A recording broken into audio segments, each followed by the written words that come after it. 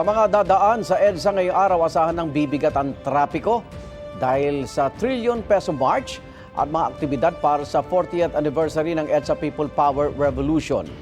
Live mula sa Quezon City, may unang balita si Jomer Apresto. Jomer! Igan, good morning. Maluwag pa sa mga oras na ito ang EDSA Ortigas sa Quezon City. Pero ayon sa QCLGU, asahan na ang pagbibigat ng daloy ng trapiko maya-maya lang dahil yan sa Trillion Peso March Part 3 na isasagawa ngayong araw bilang bahagi ng paggunita sa ika-40 anibersaryo ng EDSA People Power Revolution. Madilim pa, nakapwesto na mga tauhan ng National Capital Region Police Office sa paligid ng EDSA Shrine dito sa panulukan ng EDSA Ortigas Avenue. Ayon sa NCRPO, aabot sa mahigit 13,000 na mga pulis na nakadeploy para sa gagawin Trillion Peso March Part 3. Pangunahing layunin nila na masiguro ang kaligtasan ng publiko at maiwasan ng kaguluhan sa gitna ng marcha. Base sa schedule, hahatiin sa 4 na bahagi ang programa mamaya. Kabilang dyan ang gagawing prayer march mula sa EDSA Shrine patungong EDSA People Power Monument.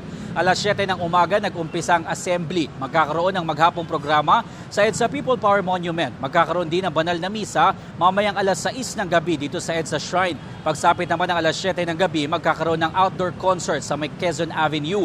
Ayon sa QCLGU, dahil sa aktibidad, asahan na ang pagbigat ng daloy ng trapiko sa ilang bahagi ng EDSA. Gayun din sa Katipunan Avenue, Ortigas Avenue, White Plains Avenue at Temple Drive. Ayon naman sa MMDA, nakahanda na rin ang kanilang mga tauhan para sa aktibidad. Nakapwesto na ang kanilang mga ambulansya, tow trucks at dump trucks para sa clearing operations. Gayun din ang mga portalet, mga barrier at mga motorcycle unit. Nasa 500 tauhan naman ang Philippine Coast Guard ang tutulong sa kanila.